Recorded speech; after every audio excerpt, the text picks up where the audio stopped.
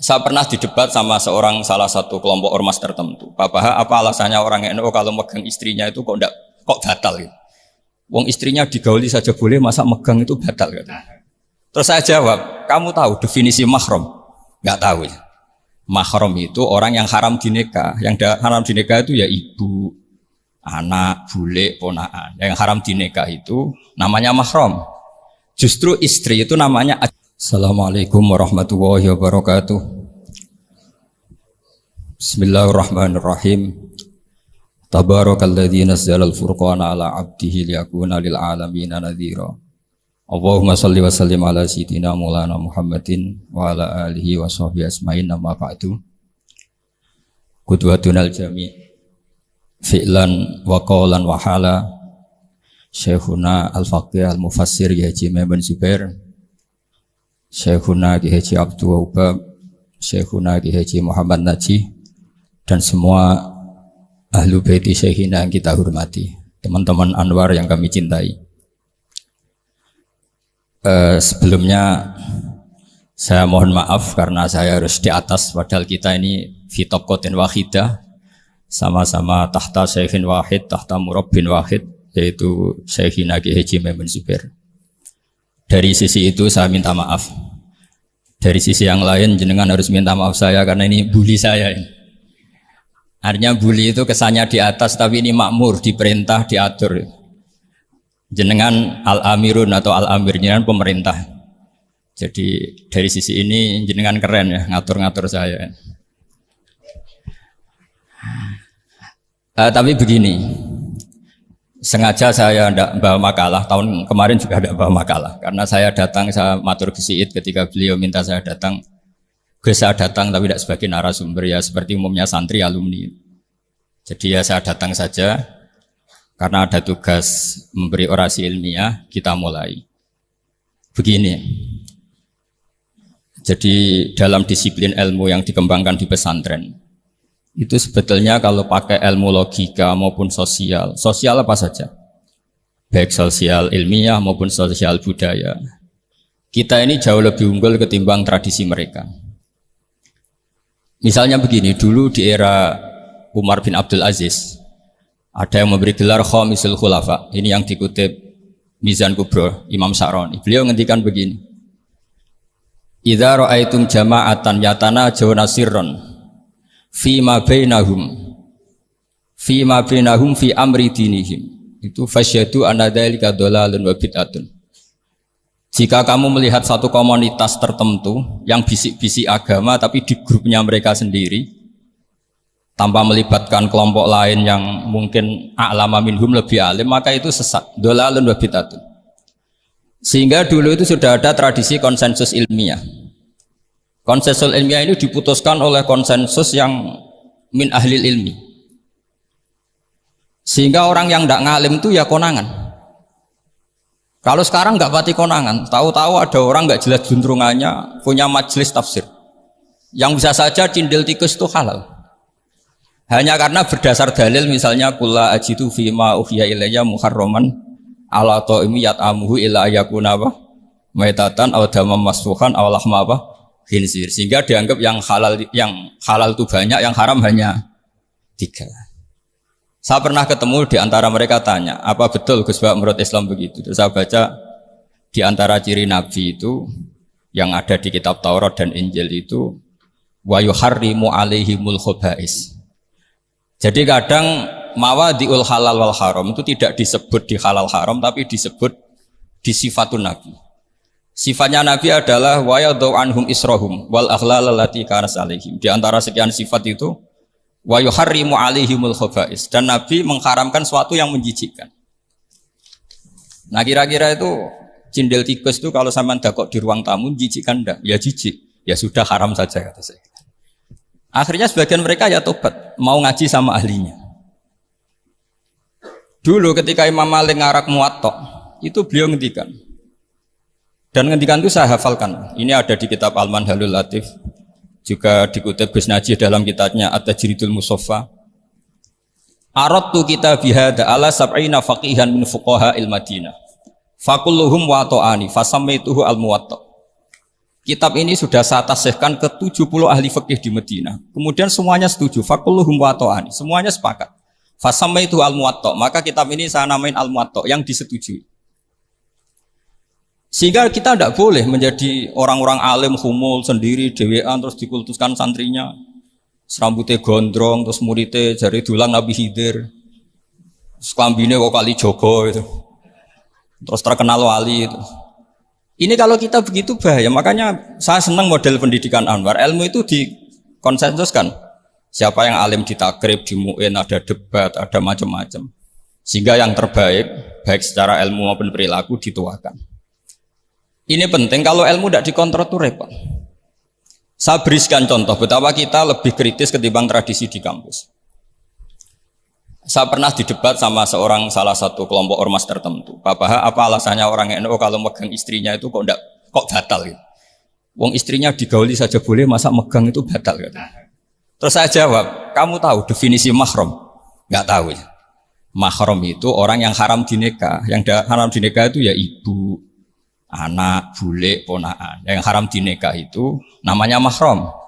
Justru istri itu namanya ajnabiyah, orang lain. Makanya boleh nikah. Jadi statusnya istri itu orang lain ajnabi. Sehingga boleh dinikahi. Kalau mahram malah nggak boleh dinikahi. Mereka akhirnya sadar. Oh ternyata selama ini keliru. Membahasakan istri mahram itu keliru. Ya terus akhirnya dia jadi syafi'i. Syafi'i dadaan tadi. Pernah juga ada seorang kiai yang kepikiran mau mengharamkan atau menganggap ada fidah kalau orang haji itu rokok. Rasanya kalau kata pakar-pakar kuetar itu cengkeh itu wangi. Kalau cengkeh wangi berarti kalau haji rokok itu artinya pakai apa? Wangi. Itu hampir saja deal. Karena ya memang cengkeh itu wangi. Kemudian diingatkan sama kiai yang lain. Anda berani fatwa kalau orang Jumatan sunat ngerokok karena pakai pewangi?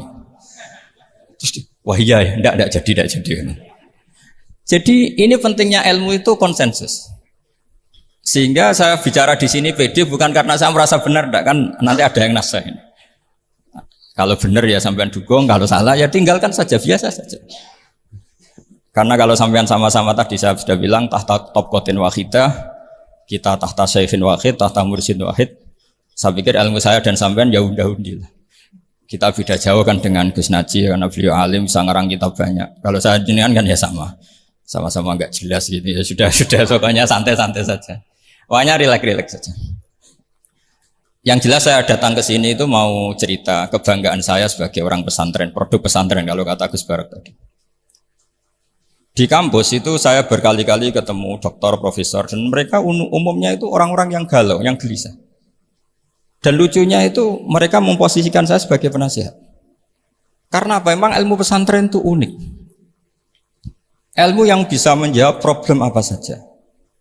Mereka misalnya tanya begini, Pak Bahak, saya ini orang kampung, yang bapak saya itu utun kan, utun itu lugu.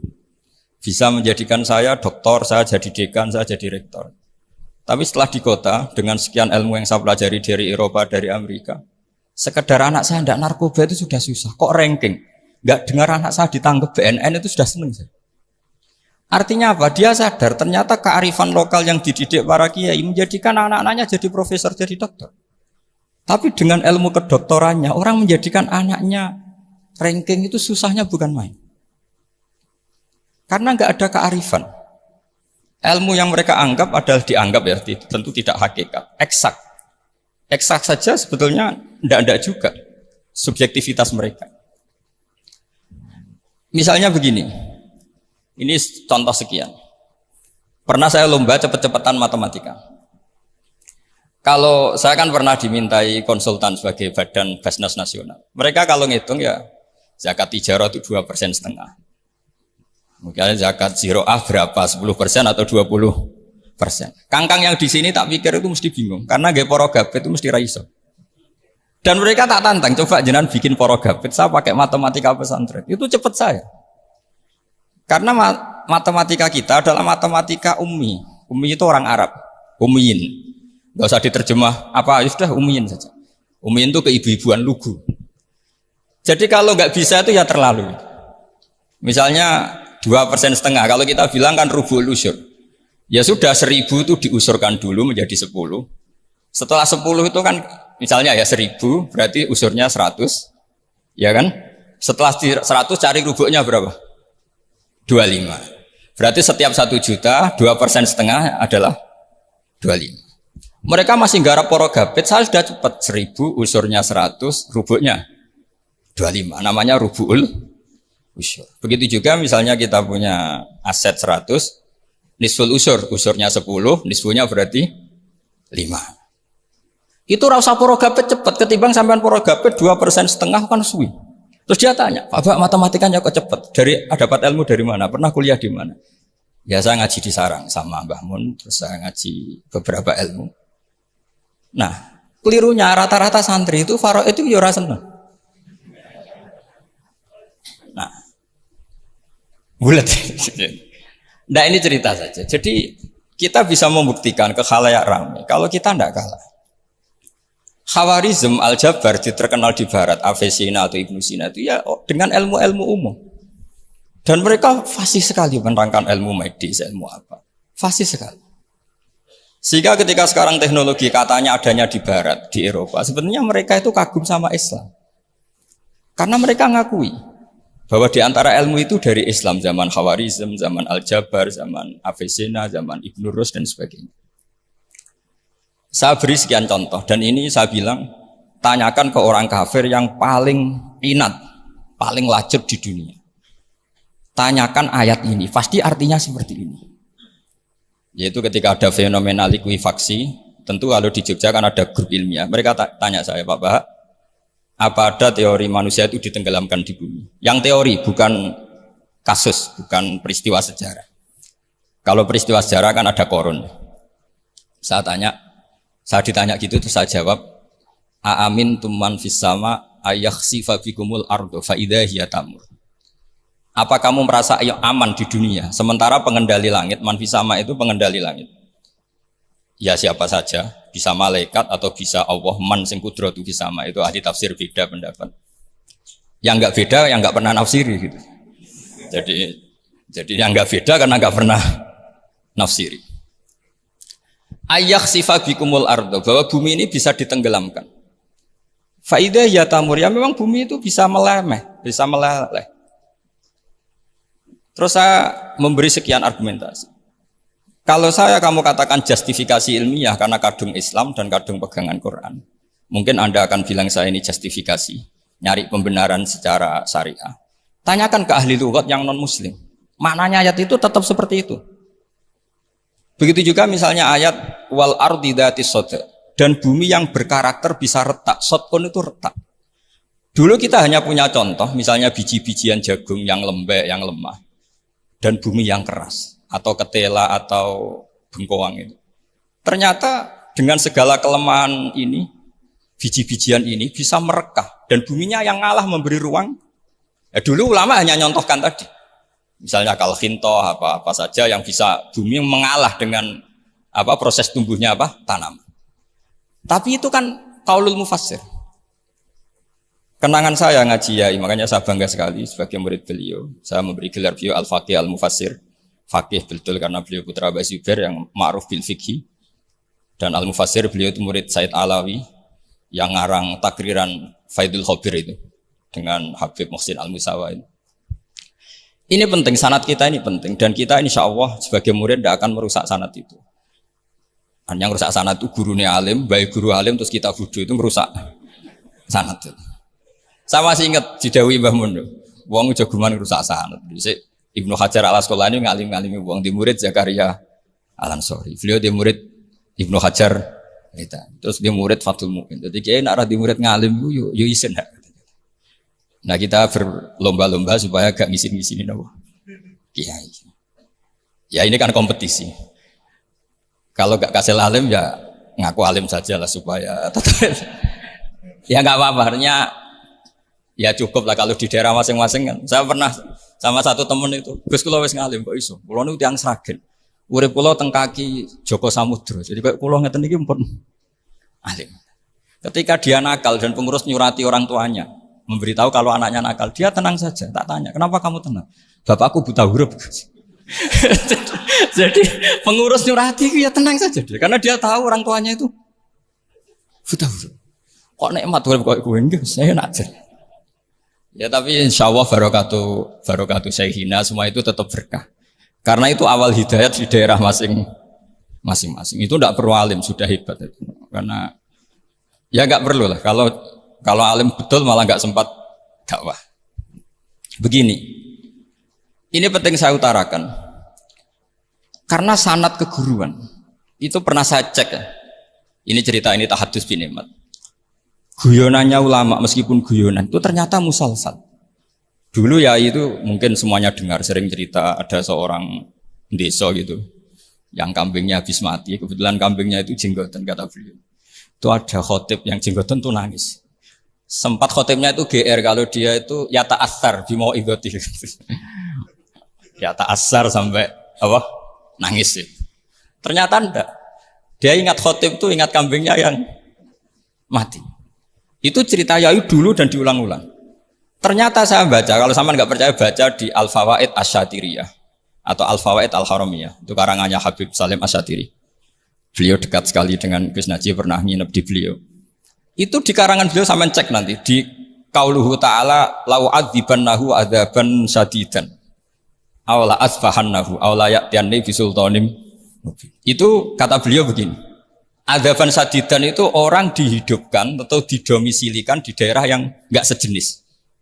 Itu tersiksa sekali. Terus di situ beliau cerita, dulu itu ada orang alim alamah hamilul Quran itu di penjara. Karena ketemu orang sejenis santri-santri yang kebetulan itu ada kios politik itu atau gerakan politik. Itu di penjara itu asik saja. Bahkan banyak alumni penjara itu udah hafal Quran. Yang sebelum hafal ada yang bebas, nggak mau bebas karena ingin meneruskan hafalan dengan saking keramatnya tadi orang alim yang hafal Quran. Nanti kalau nggak percaya nanti dicek. Kitab itu sekarang gampang didapatkan. Al-Fawaid apa? Asyatiriyah atau Al-Fawaid Al-Haramiyah itu namanya. Itu ternyata terus penguasa ini ngerti, ini di penjara kok happy-happy saja malah mulang Quran. Di penjara mbek wong bedui sing ora roh wong alim ya ora roh kitab. Ternyata si bedui tadi pertama melihat syekh yang jenggotan tadi, ingatnya sama kambing tadi. Langsung dong ya Allah saya ingin bebas. Artinya betapa tersiksanya orang dikumpulkan orang yang tidak sejen. Dan guyonan itu ada di Al-Fawaid Asyatiriyah. Betapa ini al-arwah junudun mujannad. Mbah Mun muridnya Sayyid Alawi pernah cerita itu, meskipun dengan analogi kias yang beda. Sayyid Habib Salim Asyatiri itu malah cerita itu ditadwin, dimudawankan, yaitu ditulis di kitab. Itu kan luar biasa. Dan saya punya kitab itu. Kemudian yang sama lagi adalah Yai sering berkeyakinan annal ardo kurawiyah. Meskipun sampean mungkin lihat di video-video nak bumi itu flat. Itu orang nggak mau mikir mungkin ya. Annal ardo kurawiyah. Saya percaya beliau karena beliau orang alim dan saya percaya teori falak. Kemudian saya cek di tafsirnya Imam Habib Satiri tadi di ayat watarol jibala tahsabuha jamidata wa hiya tamurru marras sahab. Kata beliau annal ardo kurawiyah wa anna hadhil ardo tamurru kal jibal atau tamurru mamarul jibal marul jibal. Ketika dia ditanya apa alasannya, watarol jibala tahsabuha, kan ada kata tahsabuha. Tahsabu itu hasiba yahsabu husbanan. Kalau sebagian lughat hasiba yahsibu husbanan. Nah, itu sekarang kata beliau itu sekarang. Kenapa itu sekarang? Idlah husbana hunaka. Kan ada mufassir yang mengatakan tamur rumah sahab itu nunggu di akhirat. Wa tarol jibala tahsabu jamidata wa hiya tamurru marras sahab itu nunggu nanti di akhirat. Tapi kata Habib Salim Asyatiri tidak di dunia. Idlah husbana hunalika itu akhirat maksudnya. Di akhirat husban itu artinya kan nyongko, ngiro. Di akhirat semuanya itu ilmul yakin, ainul yakin. Jadi kalau tahsabuha pasti di dunia karena adanya husban dugaan hanya ada di dunia. Lagi-lagi muwafaqah bainahu wa bain Habib Salim Asyatiri. Dan di situ detail sekali. Cara beliau nulis tafsir, pengalaman ngaji sama Sayyid Alawi, tanggalnya. Begitu juga saya dulu ngaji sama Yai banyak sekali, di antaranya yang saya syukur sekali yaitu tadi Ulumul Quran. Dulu di MGS yang ngajar Faidul Khobir beliau sendiri. Dan kita syukur sekali. Jadi ini pengalaman-pengalaman kita sebagai murid, sebagai penerus. Terus ketiga begini, ciri khas samahah atau samahan. Ini saya meskipun tidak bawa makalah, saya ini baca sekian takbir. Kenapa guru-guru kita di Indonesia itu menghindari tema-tema ekstrim atau tema-tema keras? Saya pikir di sini masyhur sekali, beliau sering ngendikan zada khusyu'an zada. Jalan kita hanya nirukan saja tapi tidak ikut menvonis. Karena kalau kita serius, terlalu serius, ngendikan hukum-hukum yang serius, nanti kejadiannya begini. Ini saya baca takbir ini dari kitab Ibnul Qayyim di I'lamul Muwaqqi'in an Rabbil Alamin dan dari kitab Nasaihul Ibad. Ketika lisan dihisab sama Allah Ta'ala dan mendapatkan azab yang paling tinggi dibanding jawareh yang lain, itu ketika lisan menanyakan sama Allah, kenapa ya Allah saya punya adab yang begitu ekstrim? Jawabannya Allah, kharajat minka kalimatun balagot masyariqal ardi wa magharibaha fasufikat biha damul haram wa ukhidha biha al-malul haram wa antuhika biha al-farjul haram. Jadi kalau fatwa serius menjadi ekstremis, apalagi fatwa-fatwa tentang chaos, tentang apa itu, nanti resikonya itu ada safkud dima, dan itu hal yang dihindari ulama dulu. Kamu jangan pernah fatwa dengan meluncurkan satu kalimat yang dengan kalimat itu bisa saja sufika biha adamul haram. Orang-orang yang enggak perlu mati harus terbunuh dan sebagainya dan sebagainya. Kalau dalam Nasaihul Ibad redaksinya adalah kharajat minka kalimatun balagot masyariqal ardi wa maghariba. Ini kalau di kitab Ibnul Qayyim redaksinya itu ada seorang ulama yang ngeluh ketika habis ngajar Al-Hudud. Ha'anadha kata beliau, yuta'allamu minni ma tudrabu bihir riqab wa tuta'u bihil furuj wa tu'khodu bihil hukum. Jadi sehingga dengan tradisi ulama kabiron an kabirin, dulu-dulunya itu memang ulama menghindari tema-tema ekstrim. Bukan karena tidak bisa, karena takut ini kalau salah fatwa nanti safkud dima. Dan itu yang dilakukan Said Hasan bin Ali ketika beliau konflik, ya dengan tanda kutip konflik dengan Muawiyah. Kata beliau, bisa saja ini hak rajulin, ya sudah tak kembalikan ke dia. Bisa saja hak saya tak kasihkan ke dia, haknan lidima'il muslimin. Tapi karena hukum itu adalah hukum yang sifatnya ijtihadiyah, beliau tetap menutup dengan makalah wa in adri la'allahu fitnatul lakum wa mata'un ilahin. Saya tidak tahu ini kayak apa, jangan-jangan ini hanya fitnah. Kenapa beliau tetap menutup hukum wa in adri dan kemudian ditiru terus oleh Imam Malik? Setiap ditanya sering bilang la adri, sampai yang tanya pernah mangkel. Ini pernah dikutip Gus Najih dalam kitab At-Tajridul Mustafa, juga ada di Al-Manhalul Latif. Kenapa sa'alim engkau selalu jawab la adri? Kata Imam Malik, jawab, saya ini orang jauh, kalau sampean bilang la adri nanti gimana? Saya laporannya yang disuruh tanya. Kata Imam Malik happy saja. Fa'abligh man wara'aka anni la adri. Enggak kamu tok yang harus tahu kamu saya la adri. Yo kandhani pisan umat temen aku yo la adri. Jadi ulama dulu saking khosnya sama Allah, khosyah. Bilang enggak tahu itu enggak masalah. Karena begitulah sanad mereka dalam hal-hal yang ijtihadiyah yang potensi safkud dima. Saya ulang lagi, yang potensi safkud dima itu milih aman bilang la adri. Sampean kalau nggak percaya dicek di Sahih Muslim atau di kitab-kitab hadis sahih yang lainnya. Dan ini juga yang dipakai Ibnul Qayyim ketika bikin muqaddimah I'lamul Muwaqqi'in dalam Khotorul Fatwa. Ada seorang namanya itu Buraidah. Buraidah itu Amirul Jaish. Itu setiap mau perang atau punya MOU dengan kelompok lain, kata Rasulullah, jika mereka menginginkan kamu ala antun zilahum ala hukmillah wa ala hukmi rasulillah falatun zilhum ala hukmillah wa ala hukmi rasulillah. Ada redaksi yang fi dhimmatillah wa fi dhimmati rasulillah. Walakin anzilhum ala hukmi. Posisikan bahwa MOU itu atas nama kesepakatan kamu dan mereka. Fa innaka la tadri atusiba hukmallahi amla. Karena kamu tidak tahu apa kamu persis sebagaimana hukum Allah pada. Kamu tidak bisa misalnya secara fikih, misalnya ada Zaid ini kafir harbi, terus kamu bilang ini wajib diperangi karena kafir harbi. Oke, itu mungkin. Tapi masalahnya bisa saja khusus Zaid ini ada sunnatullah, ada ilmu Allah yang mau diberi hidayat sehingga ada perlakuan khusus. Sampai lihat dalam Asra Badrin. Itu yang ketangkap di Asra Badrin itu kan semuanya kafir harbi. Ini alhamdulillah ini beliau rawuh.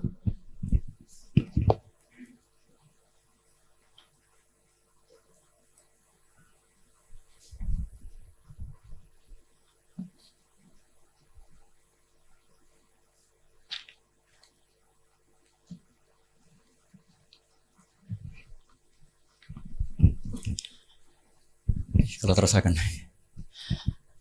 Itu di Asra Badrin itu kan semuanya yang ketangkep itu adalah orang-orang yang dulu kafir harbi. Termasuk mimpinihim ada Said Abbas. Tapi ketika itu jelas-jelas pernah kafir harbi ikut perang Badar. Ini pentingnya muqabalah. Apa Abu Bakar usul dimaafkan, Umar usul darbur riqab. Apa tanggapan Rasulullah sallallahu alaihi wasallam ketika masalu kaya Abu Bakrin masalu Ibrahim. Qala faman tabi'ani fa innahu minni wa man asani fa innaka ghafurur rahim. Wa masaluka ya Umar masalau Nuh. Qala rabbil tadzar alal ardi minal kafirina napa dayar. Dan apa yang dilakukan Rasulullah? Beliau memilih pendapatnya Abu Bakar. Dan apa yang terjadi? Said Abbas dan beberapa sahabat menjadi Islam. Wa hasuna islamuhu. Artinya gini, jadi betapa dalam menganalisis satu hukum sosial karena ini manusia. Saya ulang lagi, karena ini manusia itu susah sekali. Makanya dalam banyak hal sikap-sikap Rasulullah itu dipandu oleh Allah tentu. Ada ayat laisa laka minal amri syai'un aw yatuba alaihim aw yu'adzibahum. Makanya saya mohon sekali ini para santri, khususnya santri alumni Almar, mohon belajar itu tafsir Munir itu detail. Karena di tafsir Munir itu misalnya ada ayat tertentu yang mengkritik orang kafir tertentu fitil kalwaqiah gitu. Di situ ada kejelasan fa aslamu wa hasuna islamuhum. Misalnya wasfir nafsaka ma'al ladzina tuna rabbahum bil ghadat terus wala ta'du'ana anhum tiru zinatal hayatid dunya. Terus beliau menerangkan orang-orang ini yang dulu angkuh enggak mau ta'alum sama Nabi karena enggak mau jejer sama du'afaul muhajirin dan du'afaul ansor. Itu akhirnya Islam dan wahasuna Islam. Saya kira demikian, nanti monggo bareng-bareng istifadah dari Syekhina Najih. Dan saya syukur sekali karena mendapatkan naskah At-Tajridul Mushaffa. Saya sinau bughot itu banyak di kitab-kitab fikih, tapi saya mengenang dari yang dikutip beliau tentang Imam Malik, tentang bughot in kharaju ala misli Umar bin Abdul Aziz. Terus ketika siapa itu Ibnu Qasim tanya, fa'ilam yakun mislah, kata Imam Malik, ya dakhum yang tapi muwah min dhalimin bidhalimin. Semua yang tapi min kilaihima. Jadi sikap-sikap dari Syekhina, dari para ulama-ulama kita yang sabar ngadepi umarok yang macam-macam, itu adalah sikap dari guru-guru kita, musalsalila Rasulillah sallallahu alaihi wasallam. Ini penting saya utarakan karena jangan sampai kritis kita sampai menjadikan bangsa ini keos. Kalau keos nanti safkut dima, tentu itu yang enggak diinginkan Sayyid Hasan bin Ali, dan beliau dapat gelar dari Rasulullah, inna ibni hadza la sayyidun wa la Allah yuslihu bi baina fi'atin azimatin. Nah, ini cobalah jadi etika kita, muhasabah kita. Jadi muhasabah itu cara berpikir kita set, kita pikir ulang. Ternyata semangatnya seorang nabi itu wastaghfir lidzambika walil mu'minun. Semangatnya itu memintakan ampun. Orang ahli tafsir tahu semua kalau nabi itu tidak mungkin dosa. Jadi itu khitabun nabi wa urida bihi ummatu, itu khitab nabi, tapi yang dimaksud itu umatnya, karena nabi tidak akan mengalami dzambun, tidak akan mengalami dosa. Sekarang enggak, kadang-kadang kita ini kalau orang lain salah itu semangat. Kalau di perusahaan ada teman salah, apalagi pimpinan salah itu seneng. Barokahnya salah bisa ganti kan gitu. Mungkin di dunia tokoh juga gitu, barokahnya ada tokoh salah, kita yang jadi populer sendiri. Tidak boleh seperti itu. Kita harus salimus sodri di jami'il muslimin. Jadi ini harus dilatih. Saya tadi matur sama Habib Ahmad, latihan kita jadi hidup. Nabi itu kalau resep jadi wali itu kata Nabi gampang. Kata Nabi, kalau kamu ingin disenangin Allah, ya sudah. Kalau kamu asbahta wa amseta gini-gini, perasaan kamu, kata Nabi, jangan punya perasaan ghil sama orang muslimin. Itu sudah wadzalika min sunnati. Makanya Nabi ngendikan la yablughni ahadun an ahadin syai'an. Ada yang baca la yuballighni ahadun an ahadin syai'an. Seseorang jangan melaporkan ke saya tentang salahnya yang lain. Fa inni akhruju ilaikum wa ana salimus sadri. Karena saya ingin ketemu sampean semua dalam keadaan salimus sadri, tidak punya perasaan apa-apa.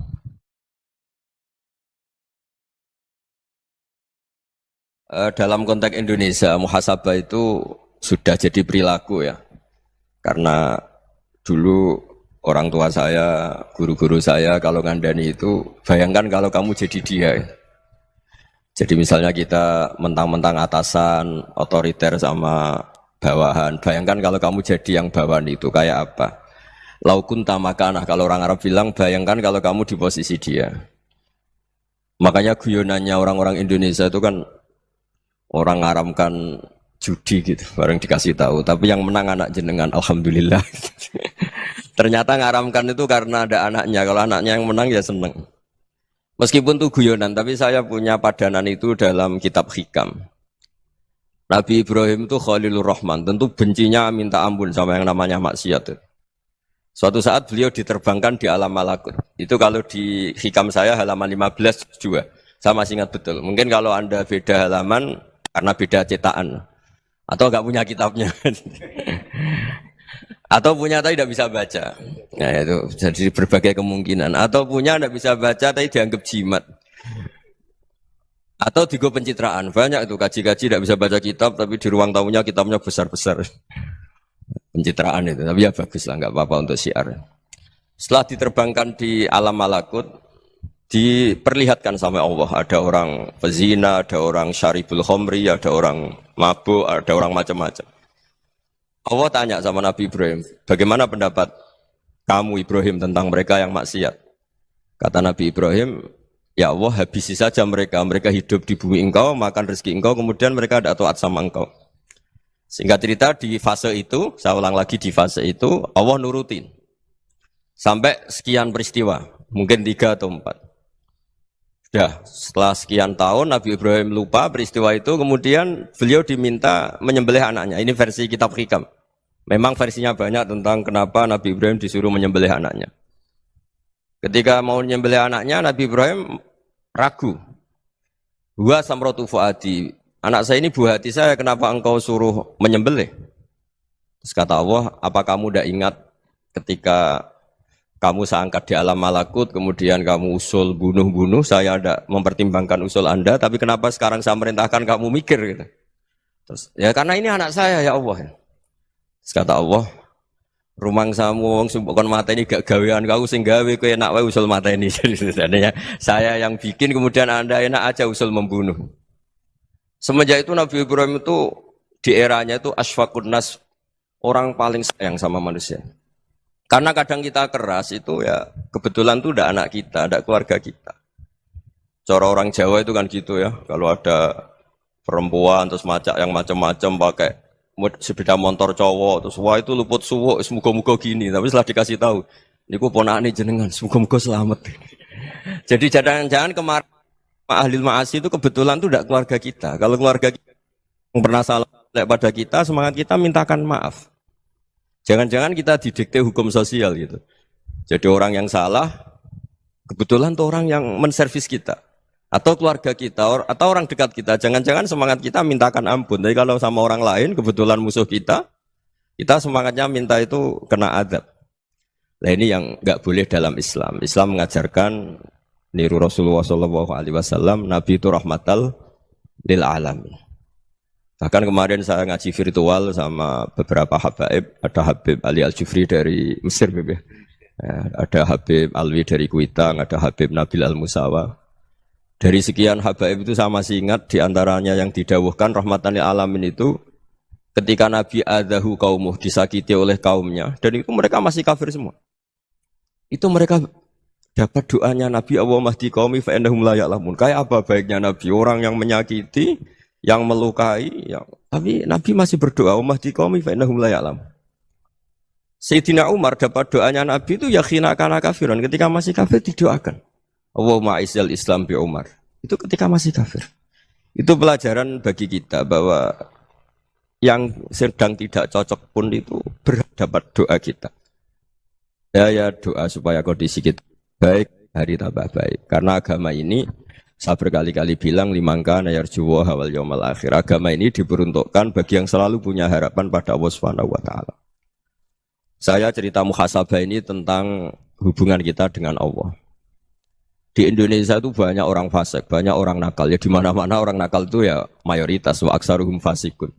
Tapi berkahnya harapan.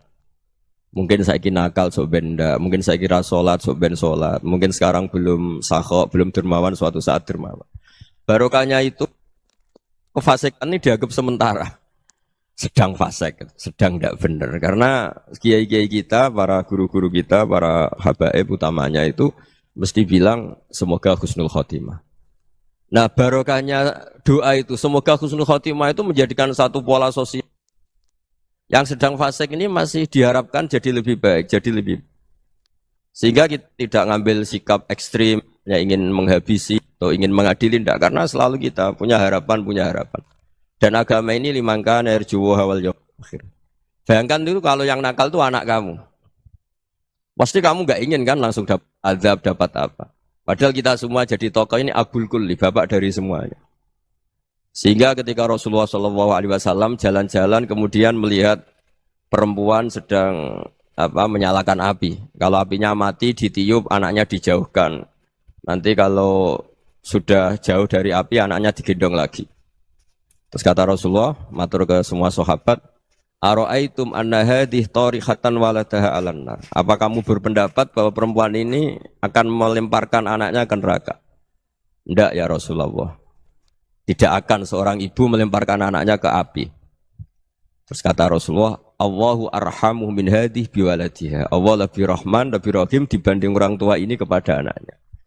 Ini yang harus kita kenalkan terus, kita kampanyakan terus supaya orang hubungannya dengan Allah itu nyaman, asik. Sehingga dengan demikian selalu ada harapan bahwa yang sedang nakal ini suatu saat tobat. Kita tidak boleh menghukumi pasti begini, pasti gini, itu tidak wilayah kita. Itu juga yang dicontohkan Rasulullah SAW. Secara lahir Nabi itu nggak berkenan sama Wahsy, karena Wahsy itu salahnya salah fatal karena membunuh ahabban nasi ila Rasulillah, yaitu membunuh Said Hamzah. Jadi ketika Wahsy tobat, Nabi itu nerima tobatnya. Dan ketika beliau dengan basariyahnya agak siap ketemu Wahsy karena harus ingat Sayyid Hamzah, basariyahnya diturutin. Oke, kamu iman, saya turutin, tapi jangan sering ketemu saya. Karena kalau ketemu kamu, saya masih ingat sama paman saya, Sayyid Hamzah. Kita bisa ngelola seperti itu. Kita tidak cocok sama orang, bagaimanapun mereka umat Rasulullah SAW, kita tetap mencintai mereka. Misalnya kalau beda agama, mereka sama-sama orang Indonesia, kita mencintai mereka atas nama warga Indonesia. Tapi kalau misalnya potongannya ora cocok, beda kultur, bawaannya itu mangkel no coro Jawa, ya bisa diilmoni, jangan ketemu. Wong sudah tidak cocok, ingin ketemu nyari solusi, roh ini tok seneng itu kan ya repot itu. Ya sudah kalau nggak mati cocok ya jangan sering ketemu. Dan itu kita bisa memanage seperti itu tuh bisa. Saya berkali-kali cerita tentang Imam Syafi'i. Kalau dikasih tahu ya Imam Abu Abdillah, panggilannya Imam Syafi'i, tetangga Anda ini ternyata banyak yang nggak senang Anda. Jawabnya beliau senang. Ya bagus kalau nggak seneng saya, ndak utang saya katanya. Jadi gara-gara sampean seneng aku ngatur aku ini kan. Dan mungkin sampean ra seneng kan ya enak. Jadi hidup itu dianggap happy. Kalau seneng ya teman silaturahim, kalau nggak seneng ya nggak bakal utang gitu. Baru kayak seneng itu nggak ganggu. Gitu. Jadi dulu itu orang bisa ngelola seneng ndak seneng itu bisa. Karena ada kearifan hubungan dengan Allah Subhanahu wa taala. Hidupnya selesai karena masyghul bi dzikrillah. Mereka sibuk dengan Allah. Makanya kata ulama-ulama tasawuf, kamu jangan melihat manusia perilakunya, tapi kamu juga harus ingat yang gerakkan semua itu Allah Subhanahu wa taala. Dengan demikian kita farah, kita senang. Makanya Nabi kalau ngutus Anas bin Malik kemudian enggak kesampaian yang diinginkan karena Anas main, ketika garwa-garwane Nabi agak tersinggung, Nabi andaikan Allah menghendaki yang saya inginkan kesampaian, pasti itu kesampaian. Jadi dianggap kegagalan Anas enggak manggil yang dituju Nabi itu ya kersane Allah, ya enteng saja. Sayyidina Ali lebih parah lagi yang dialamin. Itu dalam-dalam beliau kalau dipanggil tuh gak cepet-cepet ke sana. Ketika ditanya, kenapa kamu tak panggil gak cepet ke saya? Amin tuh ukubatak. Karena aku tahu kau orang baik. Orang baik itu pemaaf. Jadi makanya orang-orang soleh dulu itu bodoni itu. Makanya sekarang kalau ada orang bodoni itu mesti beda orang soleh. Kalau orang-orang soleh itu kakean husnudzon akhirnya sering dibodonin. Abdul bin Umar itu masyhur itu. Kalau ada budaknya sering sholat, sergap sholat itu dimerdekakan. Akhirnya enggak sholat pun pura-pura sholat. Akhirnya juga dimerdekakan. Ketika ditanya, kenapa engkau merdekakan? Padahal mereka sholatnya menipu engkau, kata pembisik-pembisik itu. Man khoda'ana lillah in khoda'na lah. Dia nipu atas nama Allah, berarti saat tertipu juga atas nama Allah. Enggak masalah dong, semuanya demi Allah Subhanahu wa ta'ala. Jadi ketika kita ketemu mensifati Allah Ta'ala itu ghafir. Allah pemaaf. Jangan kamu enggak fair untuk diri kamu nyifati Allah ghafir, pada orang lain Allah kamu sifati syadidul iqab. Jadi Allah kamu atur, kayak MC tadi ngatur saya. Jadi Allah itu apa? Kalau pada saya ghafir, kalau pada musuh saya syadidul iqab. Itu enggak fair. Kalau Anda punya harapan kepada Allah karena Allah Rahman Rahim, Allah Ghafir, sebenarnya Allah pada musuh kita ya bisa saja Allah Ghafir, bisa saja Allah Rahman Rahim. Sehingga kita melihat orang lain yang kita tidak cocok itu ya enteng saja. Itu min ummati Rasulillah sing tanaluhu syafa'atuh, tanaluhu sa'atu rahmati, tanaluhu fair. Jangan dengan kita kayak mesti dapat rahmat, jangan orang lain kayak Allah pasti sadidul iqab. Itu tidak boleh. Sehingga ketika ada orang Badui, singkat cerita orang Badui ini kencing di masjid. Semua sahabat membentak dia. Yang enggak bentak hanya Nabi tok. Saking mangkalnya orang ini karena semua sahabat bentak kecuali Nabi. Setelah dibenarin Nabi, terus Nabi nyuruh Sobbu ali dhanuban min ma'in. Setelah disucikan masjid itu, dia berdoa keras sekali. Allahumma arhamni wa Muhammadan wa la tarham ma'ana ahadan. Ya Allah, yang berhak dapat rahmatmu hanya saya dan Nabi Muhammad, yang lainnya jangan. Karena yang lainnya tuh jengkelin, gitu aja saya salah dimarah-marahin gitu. Jadi kalau kamu doa terbatas ya kayak orang Bedui ini, kayak orang Arabi. Apa kata Nabi? Laqad tahajjarta wasi'an. Allah yang rahmatnya luas menjadi kamu sempitkan. Karena kamu mau atur Allah hanya Rahman pada Indonesian Power, pada NU, pada kita, yang orang lain nggak perlu dapat. Itu kan kasihan Islam, karena Islam terus nggak dimiliki semua orang. Allah nggak dimiliki semua orang, Rasulullah nggak dimiliki semua orang karena dipek NU, dipek ormas tertentu, dipek nggak boleh seperti itu. Nggak boleh takhasyar tawasian kata Nabi, nggak boleh mempersempit zat yang rahmatnya itu luas. Ini semoga etika ini kita pakai di Indonesia. Yang sedang fase kita harapkan lebih baik. Yang sedang nggak dapat hidayah kita doakan dapat apa? Hidayah. Masyhur kan, makanya tadi saya mohon sama Habib Ali supaya Habib Ahmad supaya tetap mahalul qiyam, tabaruk sama Habib Ali. Di antara doa-doa di Simtud Duror masyhur itu antuqa bilal mudhniba minnah bil ghufran wal musi'ah bil ihsan. Jadi harapannya para habaib, para orang-orang baik dulu ya, semoga yang dosa itu dimaafkan, yang sedang salah dibuka, bikin lebih baik. Nabi itu tugasnya juga gitu. Wastaghfir li dzambika walil mu'minina wal mu'minat. Nabi itu tugasnya juga memintakan ampun yang sedang salah. Nah ini cobalah jadi etika kita, muhasabah kita. Jadi muhasabah itu cara berpikir kita set, kita pikir ulang. Ternyata semangatnya seorang nabi itu wastaghfir li dzambika walil mu'minun. Semangatnya itu memintakan ampun. Orang ahli tafsir tahu semua kalau Nabi itu tidak mungkin dosa. Jadi itu khitabun Nabi wa urida bihi ummatu, itu khitab Nabi, tapi yang dimaksud itu umatnya, karena Nabi tidak akan mengalami dzambun, tidak akan mengalami dosa. Sekarang enggak, kadang-kadang kita ini kalau orang lain salah itu semangat. Kalau di perusahaan ada teman salah, apalagi miran salah itu seneng. Barokahnya salah bisa ganti kan gitu. Jadi kalau mungkin di dunia tokoh juga gitu, barokahnya ada tokoh salah, kita yang jadi populer sendiri, tidak boleh seperti itu. Kita harus salimus sodri di jami'il muslimin. Jadi ini harus dilatih. Saya tadi matur sama Habib Ahmad, latihan kita jadi hidup. Nabi itu kalau resep jadi wali itu kata Nabi gampang. Kata Nabi, kalau kamu ingin disenangin Allah, ya sudah.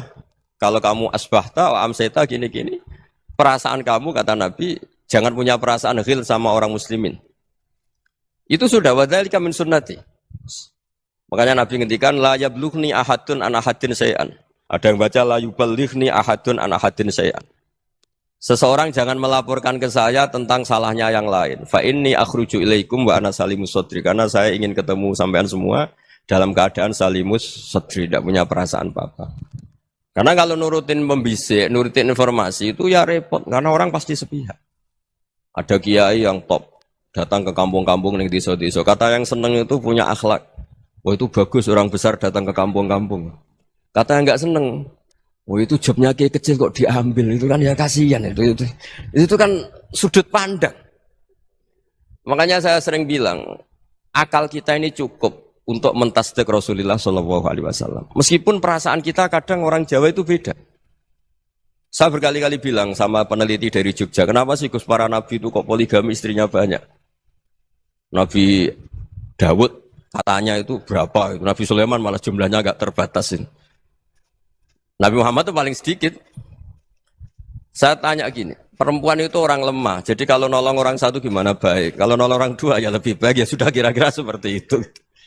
Paling tidak akal kita masih tahu kalau orang baik itu kan mesti baik. Nolong orang satu baik, nolong orang dua ya lebih baik, nolong orang tiga lebih baik. Tapi kalau kamu orang nggak baik, satu saja kamu terlantarin, kamu miskinkan, kamu ya tinggal ukur kan. Kalau orang baik, nambah baik. Tapi kalau orang buruk, tambah buruk. Nah itu akal. Akal kita bisa menganalisis kenapa sih nikah itu ada yang poligami, ada yang enggak. Ya sudah, ukur saja diri kamu. Misalnya kayak saya elek keriting, rabi terus, memperbanyak wong elek. Orang perilaku netok, raine dadi elek kabeh. Gitu. Tapi nak kowe ku ganteng, alim, ganteng, sugih, anake ganteng-ganteng, berhubung kowe saleh ahli swarga kabeh, mertua yo bangga karena karir kamu meyakinkan. Ini mertua kamu aja gak bangga mau nambah. Ipar gak bangga, mertua gak bangga, desa kamu yang kamu wayai juga gak. Beda dengan Nabi ketika nikah Juwairiyah itu gak ada pernikahan sebarokah Nabi dengan Juwairiyah itu Azharu Rasulillah. Di situ habis perang banyak tawanan gara-gara jadi besanya Nabi langsung dibebaskan semua karena Azharu Rasulillah. Sekarang bisanya Kanjeng Nabi. Dulu Abu Sufyan mangkalnya bukan main sama Nabi. Gara-gara putrinya dinikah terus langsung jadi. Kalau kamu kan enggak, nikah satu, nikah lagi. Satu kampung musuh kamu. Karena istri pertama ya cemburu, yang kedua agak bangga. Wah itu selesai itu. Dunia wal akhirah. Maksud saya, nganalisis Islam itu harus pakai akal. Dan akal yang dipakai, ini saya bawa ke kitab Ihya, adalah pikiran-pikiran para ulama. Makanya ketika Imam Ghazali ketika ditanya, fakaifa bi muslimin fasikin asawwaha fi jami'i amri. Kalau kalian ketemu orang fasik, orang Islam tapi fasik, perilakunya enggak ada yang benar. Kata Imam Ghazali jawabnya lucu, aneh.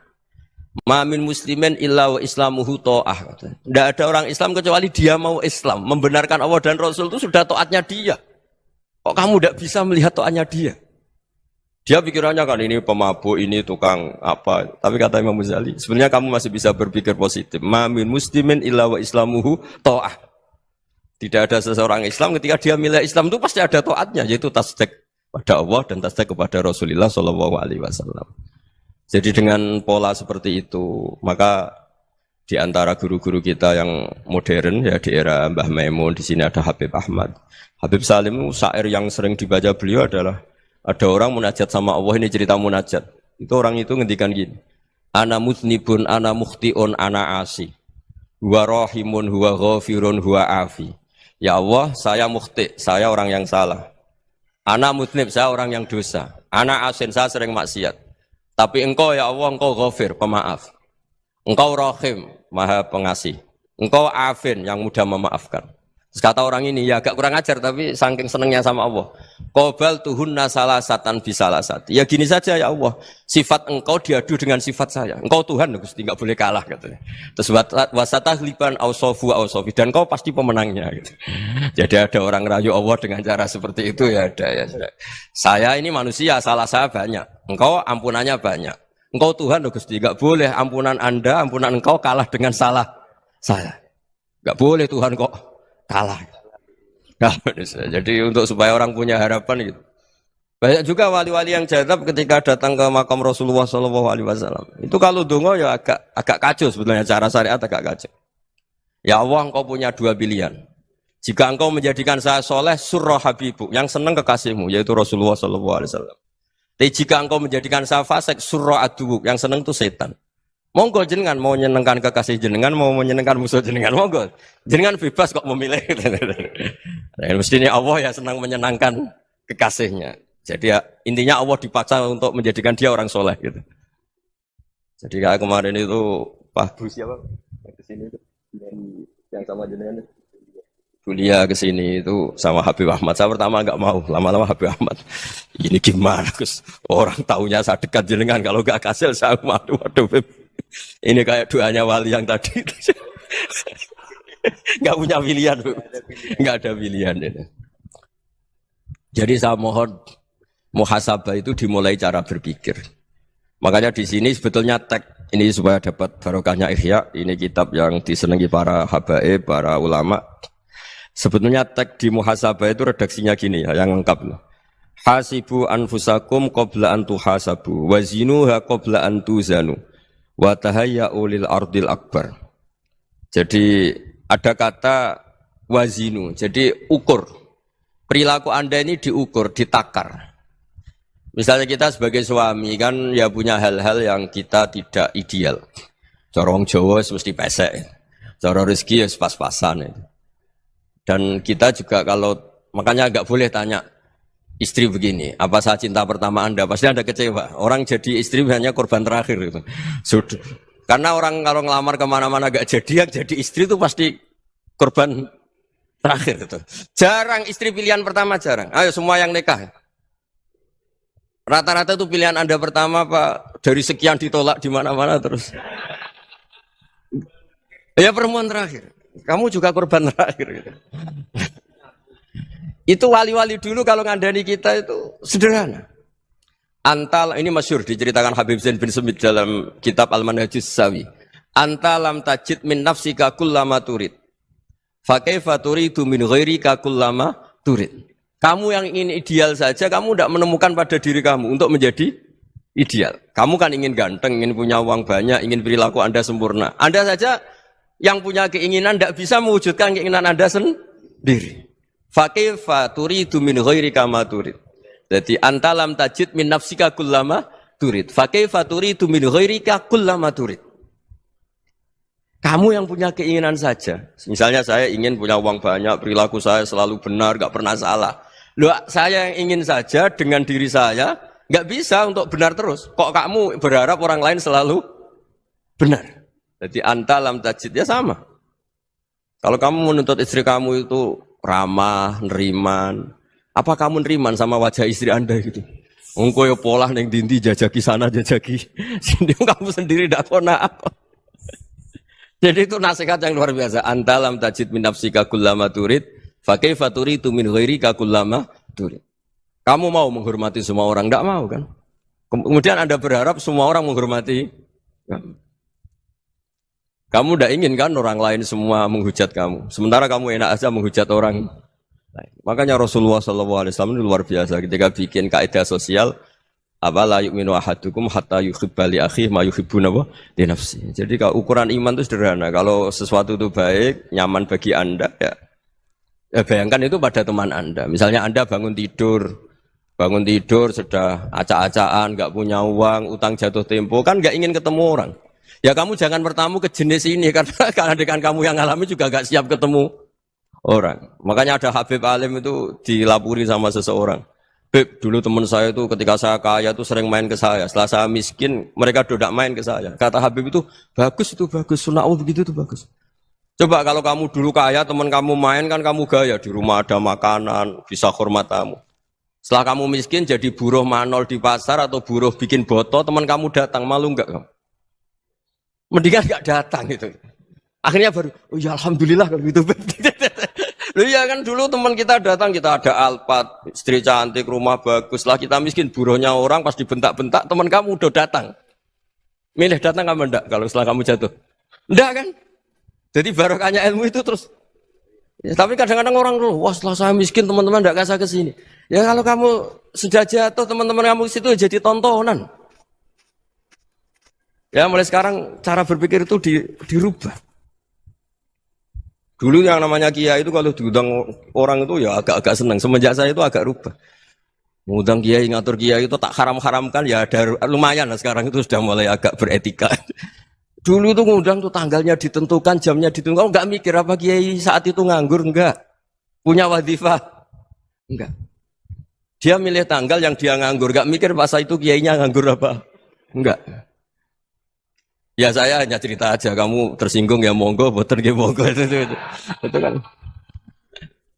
Jadi saya mohonlah supaya tadi saya juga matur ke Habib Ahmad. Jadi untuk orang merasa ikut sunnah Rasul itu gampang sekali kata Sayyid Muhammad. Dulu Nabi berpakaian ala daerahnya. Kalau mikot ya pakai mikotu baladi. Karena Nabi orang Madinah dan beliau berdomisili di Madinah ya misalnya mikotnya dari Bir Ali misalnya. Tapi kalau Anda orang kawasan Tanim mau umrah ya dari Tanim. Misalnya kawasan Jirona ya dari Jirona. Artinya apa? Kamu ngambil mikot karena Nabi mikot misalnya dari Bir Ali. Bukan berarti kamu harus seperti Nabi di Bir Ali. Kamu orang Mekah misalnya. Kamu orang Tanim. Orang ya harus dari mikot itu apa? Baladi. Sama makanya di fikih-fikih itu kalau tahnik anak. Nabi orang Arab. Halawiyatnya kurma ya kurma. Kalau orang Jawa sedegan. Semua podo-podo. Ya podo-podo manis. Jadi ini tabaruk sama Sayyid Muhammad, ini ada murid beliau, Habib Ahmad, saya baca. Supaya orang itu merasa ikut Nabi itu gampang sekali. Ini saya baca ya di halaman tadi disaksikan Habib Ahmad, 4 3 di kitab apa ini? Manhajus Salaf fi Fahmin Nusus. Itu kata Sayyid Muhammad, wa kanat sunnatu Rasulillah annahu yat'amu ma yajiduhu fi ardi wa yalbasu ma yajidu wa yarkabu ma yajidu mimma abahu wa ta'ala. Faman istamala ma yajiduhu fi ardi fa huwa al-muttabi' lis-sunnah. Kama annahu hajjal baita min madinati. Faman hajjal baita min madinati nafsihi fa huwa al-muttabi' lis-sunnah. Wa illam takun hadhil madinatu tilka. Jadi intinya misalnya Nabi dulu itu ngasih sedekah kepada fakir miskin ya pakai dinar, dirham. Ya kalau orang misalnya sedekah pakai rupiah ya sudah ikut sunnah Nabi. Jangan, lu Nabi pakai dinar loh, kamu kok pakai rupiah. Dulu dinarnya Nabi udah ada tulisannya Bank Indonesia, kamu kok ada tulisannya Bank. Ya tidak ada seperti itu. Ya jadi misalnya Nabi sedekah pakai tamar atau pakai al-aqid, ya kita pakai beras, pakai apa. Supaya orang tuh bahwa Rasulullah itu milik kafatal linnas, milik semuanya. Sehingga merasa ikut sunnah Nabi itu ya semuanya. Makanya dulu Mbah Mun kalau motivasi saya supaya bombong, kalau orang Jawa bilang bombong. Wong Jawa mesti ono wong alim. Beliau menyontohkan pas itu Mbah Fadol, Senori, Mbah Ihsan Jambes. Itu bisa ngarang-ngarang kitab luar biasa. Padahal beliau bukan orang Arab. Imam Sibawai itu orang Persia. Imam Ghazali orang Tos itu juga ikut Persia. Kata Imam Mun, wong sing ora Arab lah mesti untuk jatah alim kata beliau. Karena Nabi itu diutus kafatal linnas. Nah ini kalau orang yang alim itu Arab tok, berarti tidak ada perwakilan dari Afrika, dari Asia Tenggara, dari mana-mana. Makanya karena Nabi statusnya itu kafatal linnas. Jadi kita harus bangga sebagai Muslim, sebagai orang Indonesia karena misalnya Wali Kutub dulu terkenalnya hanya ada di Yaman, di mana.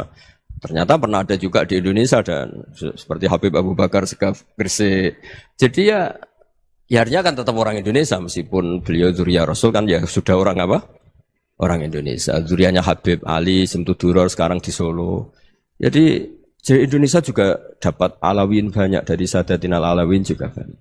Jadi saya mohon barokahnya ngaji seperti ini melihat orang lain tuh gampang. Bayangkan tuh kalau anak kamu. Makanya Nabi nanti kalau nggak percaya lihat di Hikam nomor 15 di kitab saya itu.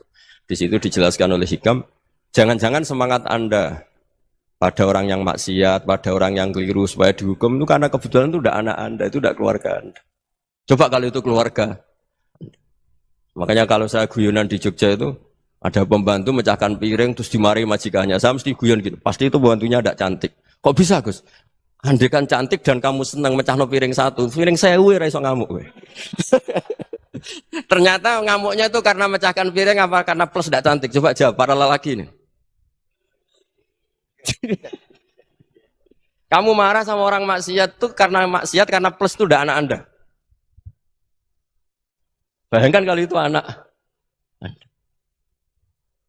Itu hebatnya Rasulullah SAW. Karena kita yang salah pun kadung umatnya, Nabi tetap ngasih fasilitas syafaati li ahlil kabair min ummati. Kayak apa baiknya Nabi? Tidak ikut maksiat tapi ikut fasilitasi ngasih syafaat. Loh kalau li ahlil ibadah kan wajar. Nabi ketika ini syafaati li ahlil kabair min ummati. Ya karena tadi logika yang dibangun Rasulullah itu logika yang luar biasa. Kita semangat orang lain kena hukuman itu karena kita tidak punya ra'fah, tidak punya rahmah. Coba kalau Rasulullah yang bil mu'minina ra'ufur rahim, semangatnya itu mendoakan supaya tobat, mendoakan diampuni. Dan itu juga yang diperintahkan oleh Allah Subhanahu wa taala, wastaghfir li dzambika walil mu'minina wal mu'minat. Ya semoga barokahnya ngaji ini, barokahnya Habib Ahmad, barokahnya Maulid Simtuduror, barokahnya semua kitab madaih tiba berjanji semuanya, barokahnya Ikhya, barokahnya Said Muhammad, barokahnya guru kita semua Mbah Maimun, bapak saya. Kita ini ngikuti manhaj, ya, ngikuti apa? Manhaj. Saya sering didhawuhi Mbah Mun, kenapa ihdinas siratal mustaqim bukan siratoka? Bukan jalan engkau ya Allah. Karena Allah itu enggak bisa kamu tiru. Allah itu tidak tidur, tidak makan, tidak kesel, tidak capek. Yang bisa ditiru itu siratal ladzina an'amta alaihim. Yang bisa ditiru manusia ya niru manusia. Karena Allah itu tidak bisa ditiru. Makanya ihdinas siratal mustaqim siratal ladzina. Dan niru siapa? Niru guru-guru kita. Termasuk niru cara pandang. Jadi misalnya ada orang awam di rumah itu hanya delok reng, delok tikus liwat, itu kan kayak nganggur. Kok ora tahajud malah mendelok reng. Melihatnya jangan gitu. Huwa tarokal ma'asiyah. Dia di rumahnya tidak dugem, tidak kemana-mana. Dia berarti malam itu tarkul ma'asi. Tidak nyopet, tidak garong, tidak ke tempat maksiat. Susahnya apa sih husnudzon? Jadi jangan lihat huwa tarkut tahajud, huwa tarokat tahajud, wa taroka qiyamul lail. Oke ya, namanya orang begitu ya tidak tahajud, tidak qiyamul lail. Tapi susahnya apa sih kamu bilang huwa tarokal ma'asiyah, dia juga meninggalkan maksiyah, dan tarkul maksiyah itu tuh ibadah. Supaya orang tuh gampang lah husnudzon sama orang muslim. Ini orang mukmin, orang yang luar biasa. Di mata Allah itu orang yang luar biasa. Kayak tadi Imam Ghazali, kalau saya ketemu orang muslim kemudian dia tidak pernah baik, gimana? Kata Imam Ghazali, ma min muslimin illa wa islamuhu ta'ah. Tidak ada orang Islam ketika dia mentasdihkan Allah dan Rasulullah, berarti dia juga punya taat. Ya ini latihan saja, sing iso nglakoni Habib Ahmad kula namung cerita mawon. Kula cerita secara akademik, saya punya kitab, saya baca dan alhamdulillah kita paham barokahnya para guru dan supaya terbiasalah. Sebaik-baiknya ibadah husnudzoni billah wa husnudzoni bil mu'minin. Soal tidak cocok ya diilmoni tadi ya, namanya enggak cocok ya jangan sering ketemu. Seperti Rasulullah SAW, beliau karena sangat mencintai Sayyid Hamzah, ketemu orang yang pernah begitu sama Sayyid Hamzah ya beliau secara basyariah tidak siap. Tapi beliau secara cara bahasa sekarang, secara profesional, kalau beliau seorang nabi dan harus menerima tobatnya siapapun ya diterima.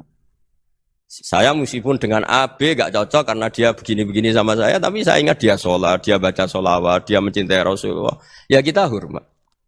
Ya soal gak cocok ya di manage tadi ya. Zuruhiban tasdidhuban. Kalau gak pati cocok ya jangan sering ketemu bawaannya enak nanti. Ya semuanya itu diilmoni lah. Makanya ngendikane Ma'ruf Al-Qurhi ada yang baca Al-Kharki, mangqala fil yaumi salasa marrat wa marham ummata Muhammad kutiba minal abdal. Karena semangat mencintai siapapun satu hari sering baca Umar Hammata Muhammad, wa asli ummata Muhammad, wa matajawaz an ummati Muhammad. Itu mesti kutiba minal abdal. Dia pasti termasuk wali abdal. Maksudnya semangat mencintai. Ya dilatih lah. Misalnya Indonesia Power atau PLN. Andai kan tidak ada PLN itu kayak apa? Orang nggak bisa ngaji, tidak bisa aktivitas, ya barokahnya ada PLN, barokahnya jasanya.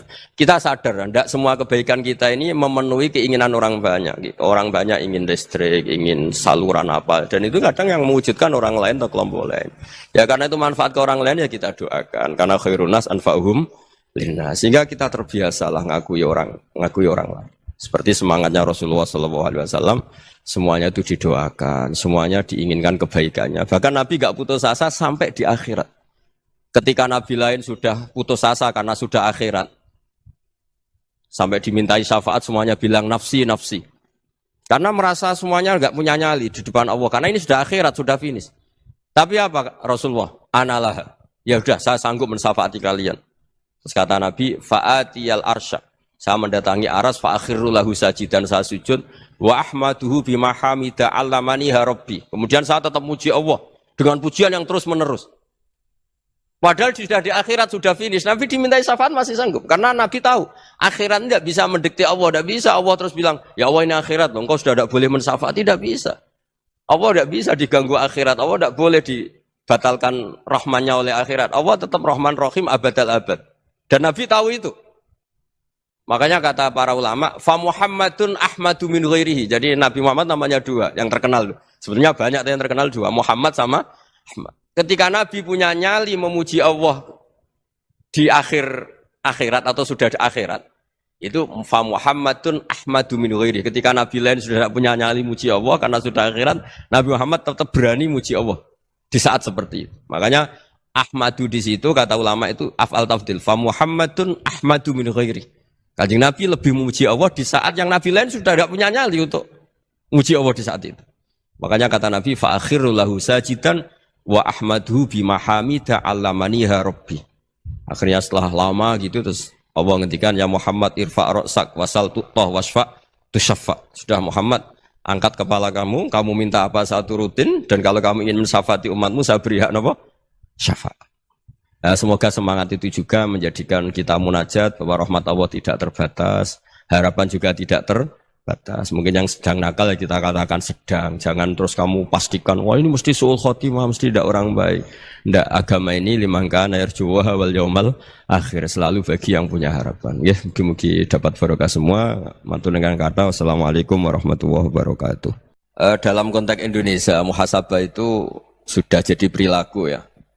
Karena dulu orang tua saya, guru-guru saya kalau ngandani itu, bayangkan kalau kamu jadi dia.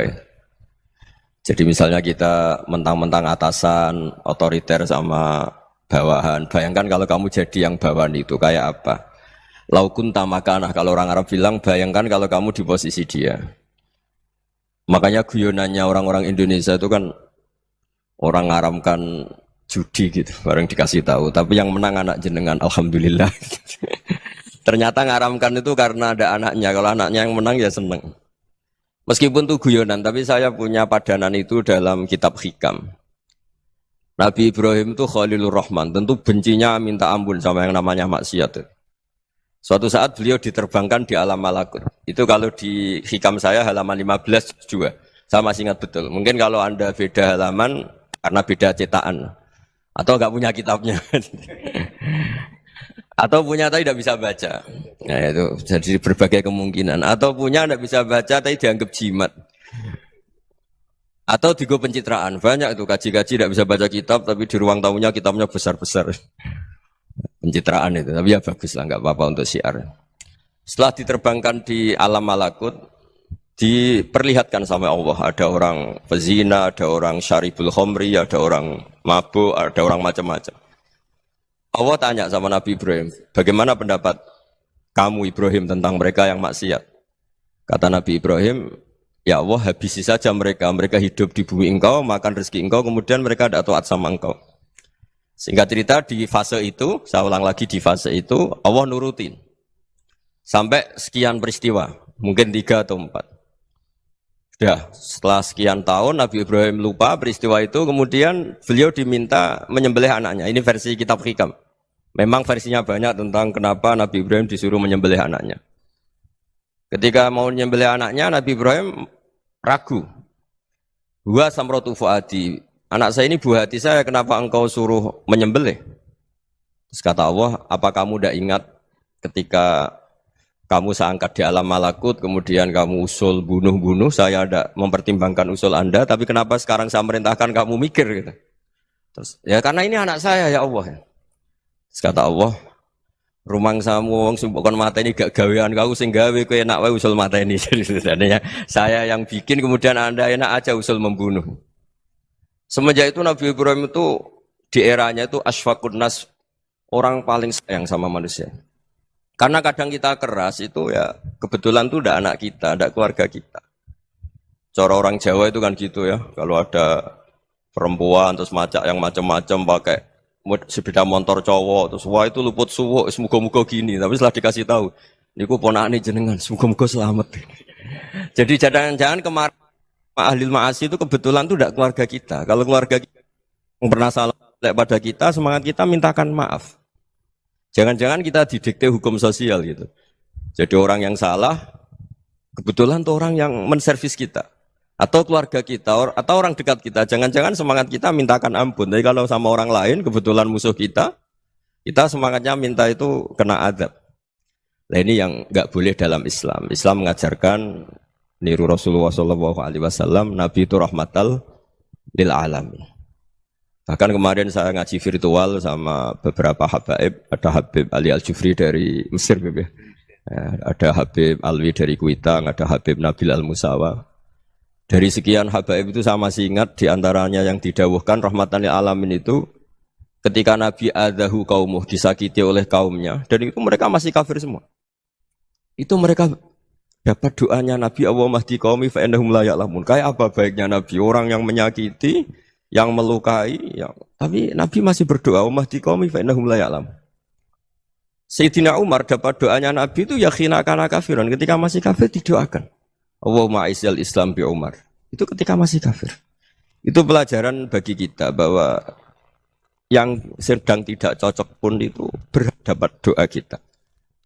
Ya doa supaya kondisi kita baik, hari tambah baik. Karena agama ini saya berkali-kali bilang limangka nayarjuwa wal yaumal akhir. Agama ini diperuntukkan bagi yang selalu punya harapan pada Allah Subhanahu wa taala. Saya cerita muhasabah ini tentang hubungan kita dengan Allah. Di Indonesia itu banyak orang fasik, banyak orang nakal. Ya di mana-mana orang nakal itu ya mayoritas wa aksaruhum fasikun. Tapi berkahnya harapan Mungkin saiki nakal sok benda, mungkin saiki ra salat sok ben salat, mungkin sekarang belum sakho, belum dermawan suatu saat dermawan. Barokahnya itu kefasikan ini dianggap sementara.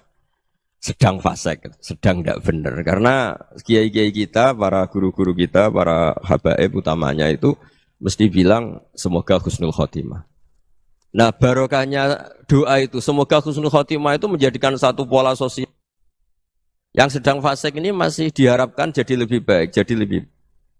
Sehingga kita tidak ngambil sikap ekstrim, yang ingin menghabisi atau ingin mengadili, tidak. Karena selalu kita punya harapan. Dan agama ini limangkan erjuwo hawal yawm akhir. Bayangkan itu kalau yang nakal itu anak kamu. Pasti kamu nggak ingin kan langsung dapat azab, dapat apa. Padahal kita semua jadi tokoh ini abul kulli, bapak dari semuanya. Sehingga ketika Rasulullah SAW jalan-jalan kemudian melihat perempuan sedang menyalakan api. Kalau apinya mati ditiup, anaknya dijauhkan. Nanti kalau sudah jauh dari api, anaknya digendong lagi. Terus kata Rasulullah, matur ke semua sahabat, Aro'aitum anna hadih tarihatan waladaha alan nar. Apa kamu berpendapat bahwa perempuan ini akan melemparkan anaknya ke neraka? Tidak ya Rasulullah. Tidak akan seorang ibu melemparkan anaknya ke api. Terus kata Rasulullah, Allahu arhamu min hadih biwaladiha. Allah lebih rahman, lebih rahim dibanding orang tua ini kepada anaknya. Ini yang harus kita kenalkan terus, kita kampanyakan terus. Supaya orang hubungannya dengan Allah itu nyaman, asik. Sehingga dengan demikian selalu ada harapan bahwa yang sedang nakal ini suatu saat tobat.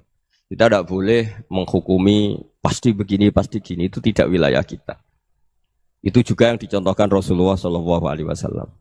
Secara lahir Nabi itu nggak berkenan sama Wahsy, karena Wahsy itu salahnya salah fatal karena membunuh ahabban nasi ila Rasulillah, yaitu membunuh Sayyid Hamzah. Jadi ketika Wahsy tobat, Nabi itu nerima tobatnya. Dan ketika beliau dengan basariyahnya agak siap ketemu Wahsy karena harus ingat Sayyid Hamzah, basariyahnya diturutin. Oke, kamu iman, saya turutin, tapi jangan sering ketemu saya. Karena kalau ketemu kamu, saya masih ingat sama paman saya, Sayyid Hamzah. Kita bisa ngelola seperti itu. Kita tidak cocok sama orang, bagaimanapun mereka umat Rasulullah SAW, kita tetap mencintai mereka. Misalnya kalau beda agama, mereka sama-sama orang Indonesia, kita mencintai mereka atas nama warga Indonesia. Tapi kalau misalnya potongannya ora cocok, beda kultur, bawaannya itu mangkel no coro Jawa, ya bisa diilmoni, jangan ketemu.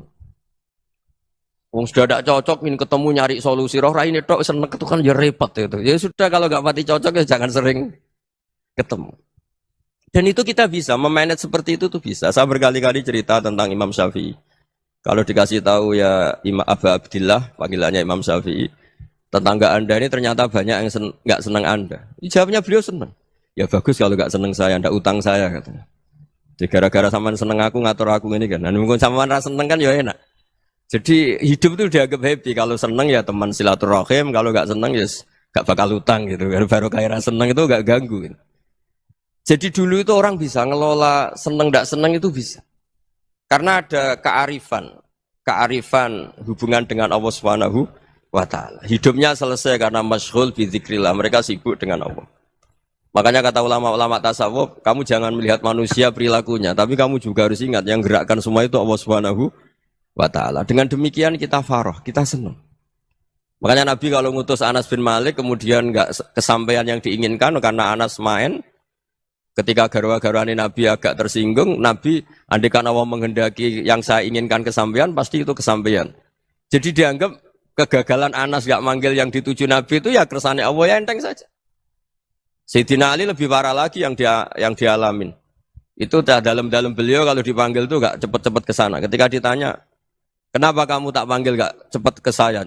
Amin tu ukubatak. Karena aku tahu engkau orang baik. Orang baik itu pemaaf. Jadi makanya orang-orang soleh dulu itu bodoni itu. Makanya sekarang kalau ada orang bodoni itu mesti beda orang soleh. Kalau orang-orang soleh itu kakean husnudzon lagi sering dibodonin. Abdul bin Umar itu masyhur itu. Kalau ada budaknya sering sholat, sergap sholat itu dimerdekakan. Akhirnya enggak sholat pun pura-pura sholat.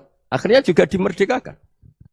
Ketika ditanya, kenapa engkau merdekakan? Padahal mereka sholatnya menipu engkau, kata pembisik-pembisik itu. Man khoda'ana lillah in khoda'na lah. Dia nipu atas nama Allah, berarti saat tertipu juga atas nama Allah. Enggak masalah dong, semuanya demi Allah Subhanahu wa ta'ala. Mensifati Allah Ta'ala itu ghafir. Allah pemaaf. Jangan kamu enggak fair untuk diri kamu nyifati Allah ghafir, pada orang lain Allah kamu sifati syadidul iqab. Jadi Allah kamu atur, kayak MC tadi ngatur saya. Jadi Allah itu apa? Kalau pada saya ghafir, kalau pada musuh saya syadidul iqab. Itu enggak fair. Kalau Anda punya harapan kepada Allah karena Allah Rahman Rahim, Allah ghafir, sebenarnya Allah pada musuh kita ya bisa saja Allah ghafir, bisa saja Allah Rahman Rahim. Sehingga kita melihat orang lain yang kita tidak cocok itu ya enteng saja. Itu min ummati Rasulillah sing tanaluhu syafa'atuh, tanaluhu sa'atu rahmati, tanaluhu fair. Jangan dengan kita kayak mesti dapat rahmat, jangan orang lain kayak Allah pasti syadidul iqab. Itu tidak boleh. Sehingga ketika ada orang Badui, singkat cerita orang Badui ini kencing di masjid, semua sahabat membentak dia. Yang enggak bentak hanya Nabi tok. Saking mangkelnya orang ini karena semua sahabat bentak kecuali Nabi. Setelah dibenarin Nabi, terus Nabi nyuruh sabbu ali dhanuban min ma'in. Setelah disucikan masjid itu, dia berdoa keras sekali. Allahumma arhamni wa Muhammadan wa la tarham ma'ana ahadan. Ya Allah, yang berhak dapat rahmatmu hanya saya dan Nabi Muhammad, yang lainnya jangan. Karena yang lainnya tuh jengkelin, gitu aja saya salah dimarah-marahin gitu. Jadi kalau kamu doa terbatas ya kayak orang Bedui ini, kayak orang Arabi. Apa kata Nabi? Laqad tahajjarta wasi'an. Allah yang rahmatnya luas menjadi kamu sempitkan. Karena kamu mau atur Allah hanya Rahman pada Indonesian Power, pada NU, pada kita yang orang lain nggak perlu dapat. Itu kan kasihan Islam karena Islam terus nggak dimiliki semua orang. Allah nggak dimiliki semua orang, Rasulullah nggak dimiliki semua orang karena dipek NU, dipek ormas tertentu, dipek nggak boleh seperti itu. Nggak boleh takhasyar tawasian kata Nabi, nggak boleh mempersempit zat yang rahmatnya itu luas. Ini semoga etika ini kita pakai di Indonesia. Yang sedang fase kita harapkan lebih baik. Yang sedang nggak dapat hidayah kita doakan dapat apa? Hidayah.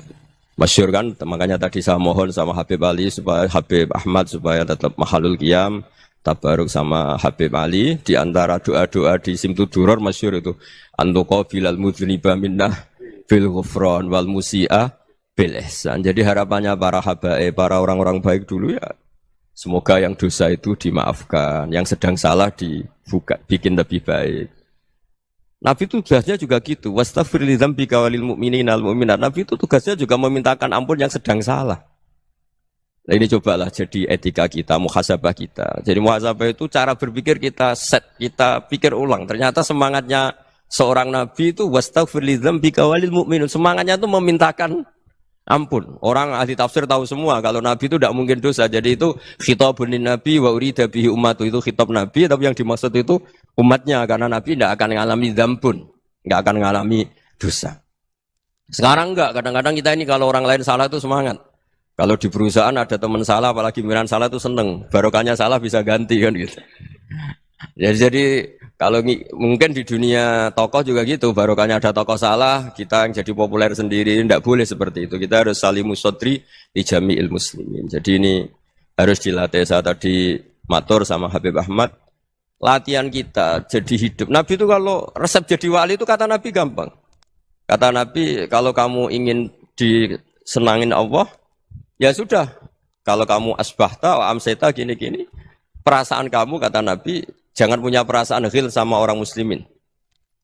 Itu sudah wadzalika min sunnati. Makanya Nabi ngendikan la yablughni ahadun an ahadin syai'an. Ada yang baca la yuballighni ahadun an ahadin syai'an. Seseorang jangan melaporkan ke saya tentang salahnya yang lain. Fa inni akhruju ilaikum wa ana salimus sadri. Karena saya ingin ketemu sampean semua dalam keadaan salimus sadri, tidak punya perasaan apa-apa. Karena kalau nurutin pembisik, nurutin informasi itu ya repot. Karena orang pasti sepihak. Ada kiai yang top, datang ke kampung-kampung ning desa-desa. Kata yang seneng itu punya akhlak. Wah itu bagus orang besar datang ke kampung-kampung. Kata yang enggak seneng, wah itu jobnya kiai kecil kok diambil. Itu kan ya kasihan itu kan sudut pandang. Makanya saya sering bilang, akal kita ini cukup untuk mentasdik Rasulullah SAW. Meskipun perasaan kita kadang orang Jawa itu beda. Saya berkali-kali bilang sama peneliti dari Jogja, kenapa sih Gus para nabi itu kok poligami istrinya banyak? Nabi Dawud katanya itu berapa? Nabi Sulaiman malah jumlahnya agak terbatasin. Nabi Muhammad itu paling sedikit. Saya tanya gini, perempuan itu orang lemah. Jadi kalau nolong orang satu gimana baik? Kalau nolong orang dua ya lebih baik. Ya sudah kira-kira seperti itu. Paling tidak akal kita masih tahu kalau orang baik itu kan mesti baik. Nolong orang satu baik, nolong orang dua ya lebih baik, nolong orang tiga lebih baik. Tapi kalau kamu orang nggak baik, satu saja kamu terlantarin, kamu miskinkan, kamu ya tinggal diukur kan. Kalau orang baik nambah baik. Tapi kalau orang buruk tambah buruk. Nah itu akal. Akal kita bisa menganalisis kenapa sih nikah itu ada yang poligami, ada yang enggak. Ya sudah, ukur saja diri kamu. Misalnya kayak saya elek keriting, rabi terus. Memperbanyak wong elek. Orang perilaku netok, raine dadi elek kabeh gitu. Tapi nak kowe ku ganteng, alim, ganteng, sugih. Anake ganteng-ganteng, berhubung kowe saleh ahli swarga kabeh. Mertua yo bangga karena karir kamu meyakinkan. Ini mertua kamu aja gak bangga mau nambah. Ipar gak bangga, mertua gak bangga, desa kamu yang kamu wayai juga gak. Beda dengan Nabi ketika nikah Juwairiyah itu nggak ada pernikahan sebarokah Nabi dengan Juwairiyah itu Azharu Rasulillah. Di situ habis perang banyak tawanan gara-gara jadi besanya Nabi langsung dibebaskan semua karena Azharu Rasulillah. Sekarang besanya Kanjeng Nabi. Dulu Abu Sufyan mangkelnya bukan main sama Nabi. Gara-gara putrinya dinikah terus langsung jadi. Kalau kamu kan enggak, nikah satu, nikah lagi. Satu kampung musuh kamu. Karena istri pertama ya cemburu, yang kedua agak bangga. Wah itu selesai itu. Di dunia wal akhirah. Maksud saya, nganalisis Islam itu harus pakai akal. Dan akal yang dipakai, ini saya bawa ke kitab Ihya, adalah pikiran-pikiran para ulama. Makanya ketika Imam Ghazali ketika ditanya, fakaifa bi muslimin fasikin, asawaha fi jami'i amri. Kalau kalian ketemu orang fasik, orang Islam tapi fasik, perilakunya enggak ada yang benar. Kata Imam Ghazali jawabnya lucu, aneh. Ma min muslimin illa wa islamuhu ta'ah. Tidak ada orang Islam kecuali dia mau Islam, membenarkan Allah dan Rasul itu sudah taatnya dia. Kok kamu tidak bisa melihat taatnya dia? Dia pikirannya kan ini pemabuk, ini tukang apa. Tapi kata Imam Ghazali, sebenarnya kamu masih bisa berpikir positif. Ma min muslimin illa wa islamuhu ta'ah. Tidak ada seseorang Islam ketika dia milih Islam itu pasti ada taatnya, yaitu tasdik pada Allah dan tasdik kepada Rasulullah Shallallahu Alaihi Wasallam. Jadi dengan pola seperti itu, maka di antara guru-guru kita yang modern ya di era Mbah Maimun, di sini ada Habib Ahmad. Habib Salim syair yang sering dibaca beliau adalah ada orang munajat sama Allah, ini cerita munajat. Itu orang itu ngendikan gini, ana mutnibun, ana mukhtiun, ana asi, huwa rahimun, huwa ghafirun, huwa afi. Ya Allah, saya mukhti, saya orang yang salah. Ana mutnib, saya orang yang dosa. Ana asin, saya sering maksiat. Tapi engkau ya Allah, engkau ghafir, pemaaf. Engkau rahim, maha pengasih. Engkau afin, yang mudah memaafkan. Terus kata orang ini, ya agak kurang ajar, tapi saking senengnya sama Allah. Qobal tuhunna salasatan bisalasati. Ya gini saja ya Allah, sifat engkau diadu dengan sifat saya. Engkau Tuhan, Gusti, enggak boleh kalah katanya. Terus wasatahliban ausofu ausofi, dan engkau pasti pemenangnya gitu. Jadi ada orang rayu Allah dengan cara seperti itu ya ada ya. Saya ini manusia, salah saya banyak. Engkau ampunannya banyak. Engkau Tuhan, Gusti, enggak boleh ampunan Anda, ampunan engkau kalah dengan salah saya. Enggak boleh Tuhan kok kalah. Jadi untuk supaya orang punya harapan gitu. Banyak juga wali-wali yang jadab ketika datang ke makam Rasulullah SAW. Itu kalau dongo ya agak kacau sebetulnya, cara syariat agak kacau. Ya Allah, engkau punya dua pilihan. Jika engkau menjadikan saya soleh, surah habibu, yang senang kekasihmu, yaitu Rasulullah SAW. Tapi jika engkau menjadikan saya fasik, surah adubu, yang senang itu setan. Monggo jenengan mau menyenangkan kekasih jenengan, mau menyenangkan musuh jenengan, monggo. Jenengan bebas kok memilih. Nah, mestinya Allah ya senang menyenangkan kekasihnya. Jadi ya, intinya Allah dipaksa untuk menjadikan dia orang soleh gitu. Jadi kayak kemarin itu Pak Bu siapa yang kesini itu, yang sama jenengan kuliah kesini itu sama Habib Ahmad. Saya pertama nggak mau, lama-lama Habib Ahmad. Ini gimana Gus? Orang taunya saya dekat jenengan, kalau nggak kasil saya waduh. Ini kayak doanya wali yang tadi. Nggak punya pilihan, nggak ada pilihan ini. Jadi saya mohon muhasabah itu dimulai cara berpikir. Makanya di sini sebetulnya teks ini supaya dapat barokahnya Ihya. Ini kitab yang disenangi para habaib, para ulama. Sebetulnya teks di muhasabah itu redaksinya gini ya, yang lengkap. Hasibu anfusakum qabla an tuhasabu, wazinuha qabla an tuzanu. wa tahayya'u lil ardil akbar. Jadi ada kata wazinu, jadi ukur. Perilaku Anda ini diukur, ditakar. Misalnya kita sebagai suami kan ya punya hal-hal yang kita tidak ideal. Cara wong Jawa mesti pesek. Cara rezeki ya pas-pasan itu. Dan kita juga kalau makanya enggak boleh tanya istri begini, apa saya cinta pertama Anda? Pasti Anda kecewa. Orang jadi istri hanya korban terakhir itu. Sudah. Karena orang kalau ngelamar kemana-mana gak jadi, yang jadi istri itu pasti korban terakhir itu. Jarang istri pilihan pertama, jarang. Ayo semua yang nikah. Rata-rata itu pilihan Anda pertama Pak, dari sekian ditolak di mana-mana terus. Ya perempuan terakhir. Kamu juga korban terakhir. Gitu. Itu wali-wali dulu kalau ngandani kita itu sederhana. Antal ini masyhur diceritakan Habib Zain bin Semit dalam kitab Al-Manhajus Sawi. Anta lam tajid min nafsika kullama turid. Fa kaifa turidu min ghairika kullama turid. Kamu yang ingin ideal saja kamu tidak menemukan pada diri kamu untuk menjadi ideal. Kamu kan ingin ganteng, ingin punya uang banyak, ingin perilaku Anda sempurna. Anda saja yang punya keinginan tidak bisa mewujudkan keinginan Anda sendiri. Fa kaifa turidu min ghairika ma turid. Jadi anta lam tajid min nafsika kullama turid. Fa kaifa turidu min ghairika kullama turid. Kamu yang punya keinginan saja. Misalnya saya ingin punya uang banyak, perilaku saya selalu benar, enggak pernah salah. Loh, saya yang ingin saja dengan diri saya enggak bisa untuk benar terus. Kok kamu berharap orang lain selalu benar? Jadi anta lam tajid ya sama.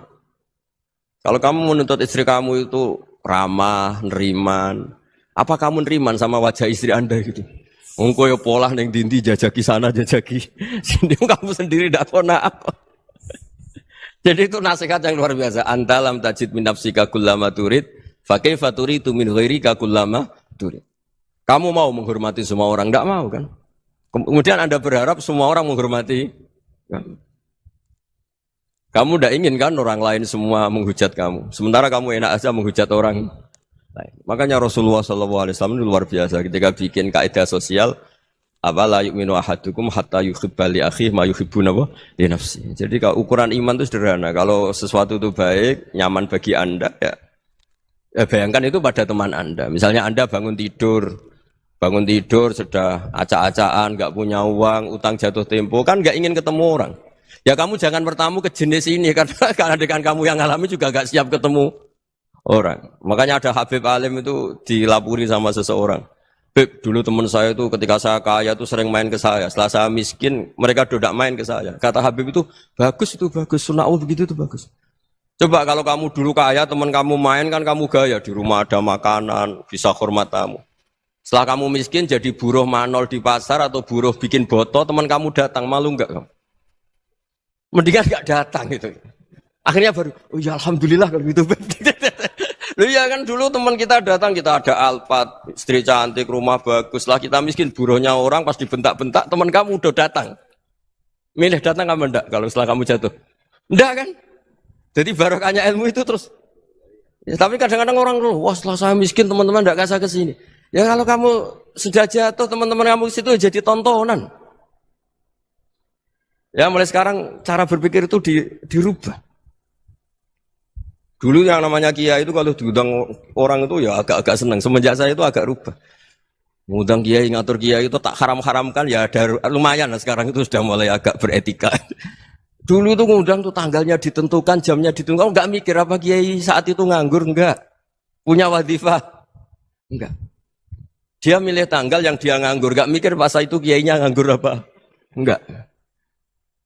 Ya saya hanya cerita aja, kamu tersinggung ya monggo, boten nggih monggo itu kan. Jadi saya mohonlah supaya tadi saya juga matur ke Habib Ahmad. Jadi untuk orang merasa ikut sunnah Rasul itu gampang sekali kata Sayyid Muhammad. Dulu Nabi berpakaian ala daerahnya. Kalau mikot ya pakai mikotu baladi. Karena Nabi orang Madinah dan beliau berdomisili di Madinah ya misalnya mikotnya dari Bir Ali misalnya. Tapi kalau Anda orang kawasan Tanim mau umrah ya dari Tanim. Misalnya kawasan Jirona ya dari Jirona. Artinya apa? Kamu ngambil mikot karena Nabi mikot misalnya dari Bir Ali. Bukan berarti kamu harus seperti Nabi di Bir Ali. Kamu orang Mekah misalnya, kamu orang Tanim. Orang dia harus dari mikot apa? Baladi. Sama, makanya di fikih-fikih itu kalau tahnik anak, Nabi orang Arab, halawiyatnya kurma ya kurma. Kalau orang Jawa sedegan, semua podo-podo. Ya, podo-podo manis. Jadi ini tabaruk sama Sayyid Muhammad, ini ada murid beliau, Habib Ahmad, sahabat. Supaya orang itu merasa ikut Nabi itu gampang sekali. Ini saya baca di halaman tadi disaksikan Habib Ahmad 433 di kitab apa begini? Manhajus Salaf fi Fahmin Nusus. Itu kata Sayyid Muhammad wa kanat sunnatu Rasulillah annahu yat'amu ma yajiduhu fi ardi wa yalbasu ma yajidu wa yarkabu ma yajidu mimma abahu wa ta'ala. Faman istamala ma yajiduhu fi ardi fa huwa al-muttabi' lis-sunnah. Kama annahu hajjal baita min madinati. Faman hajjal baita min madinati nafsi fa huwa al-muttabi' lis-sunnah wa illam takun hadhil madinatu tilka. Jadi intinya misalnya Nabi dulu itu ngasih sedekah kepada fakir miskin ya pakai dinar, dirham. Ya kalau orang misalnya sedekah pakai rupiah ya sudah ikut sunnah Nabi. Jangan, Nabi pakai dinar.